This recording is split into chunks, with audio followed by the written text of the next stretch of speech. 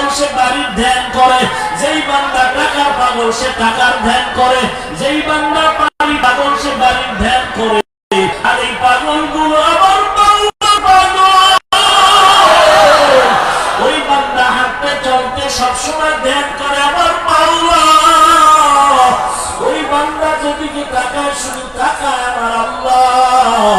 আমার আল্লাহ কুদরত নিয়ে বান্দা গবেষণা করে। ওই বান্দা ধ্যান করতে করতে করতে করতে এমন একটা পর্যায়ে এসে যায়, তখন বান্দা বাড়ি তাকায় দেখে আমার মালিক, ওই বান্দা বাড়ি দেখে আমার আল্লাহ, সামনে পেছনে আল্লাহ কুদরত দেখতে পায়। এইটা সাধনা ছাড়া সম্ভব না, আর একজন আল্লাহওয়ালার সোহবতে না গেলে হবে না। মাইলে মোমেন সোয়ে মোমেন মিশাওয়াত, মাইলে কাফের সোয়ে কাফের মিশাওয়াত। والذين جاهدوا فينا لنهدينهم سبلنا وإن الله لمع المحسنين।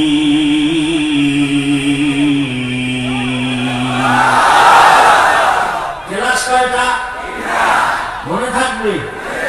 ভাই মনে করলে কি হবে? মানে আল্লাহর সাথে মোলাকাত হয়ে যাবে। আল্লাহর সাথে মোলাকাত।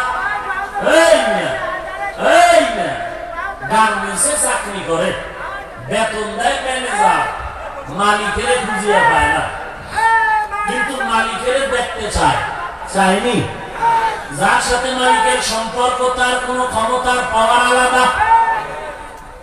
এরে নবীর উম্মতের দল, এই তিনটা ক্লাস যারা করবা, মুরাকাবা, মুশাহাদা, মুজাহাদা, এই তিনটা ক্লাস তারাই করতে পারবে। স্কুল কলেজে মাদ্রাসায় ছাত্র ভর্তি করানো হয়, ভর্তি করার সময় শর্ত আছে না নাই? আছে না নাই? আল্লাহ বলেন আমার সাথে মারেফতের খেলা যারা খেলবি, আমার সাথে মোলাকাত যারা করতে চাও, তিনটা ক্লাস করার জন্য যে ছাত্রগুলো রেডি হইতেছো, আমি আল্লাহ সব ছাত্রদেরকে ক্লাস করার কামিয়াবি দরজা দিব না। এই ক্লাস যদি করতে চাও, তাহলে যে ক্লাস করবা যেই ছাত্র, তার মধ্যে তিনটা গুণ থাকা লাগবে।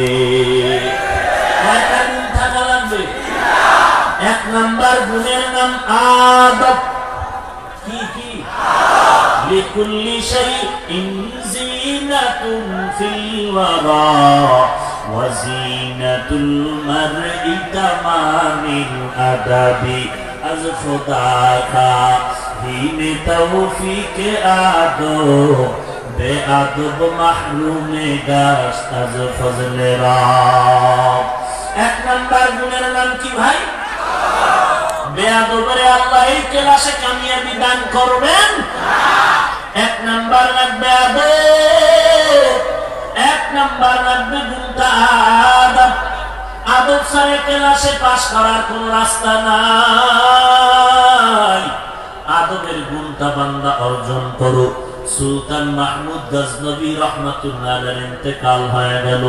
ইন্তেকালের পরে স্বপ্ন যোগে কথা হয়, হযরত আপনার কবরের কি হালাত জানায় দিল। আল্লাহ আমাকে মাফ করেছেন। কেন? কোন আমল? বলে একটা আদবের আমলের কারণে। বলে সে আমলটা কি? বলে আমি একদিন সফরে রাতের বেলা কোথাও মেহমান হয়ে গেলাম। মেহমান হইয়া আমি রাত্রি যাপনের জন্য এক বাসায় থাকলাম। আমাকে এমন একটা ছোট্ট রুম দিয়েছে রাতটা কাটানোর জন্য। আমি এমন একটা রুমের মধ্যে শুয়ে পড়লাম। হঠাৎ তাকায় দেখি আমার পায়ের কিনারে কোরআন শরীফ একটা তাকের উপরে।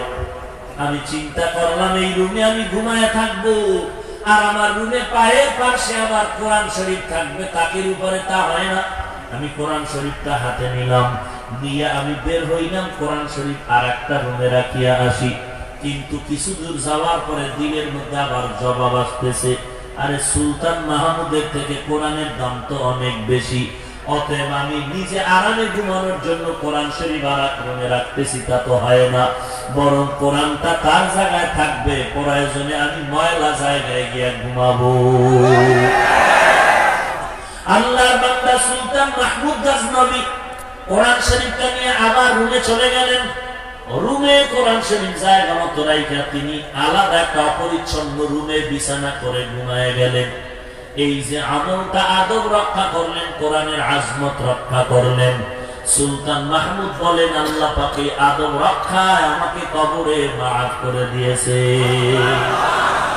লিকুল্লি শাইইন জিনাতুন ফিল ওয়ারা ওয়া জিনাতুল মারই তামামিল আদাবি আজ খুদা কা হিমে তৌফিকে আদব বেআদব মাহরুমে গাশ আজ ফজলে রা।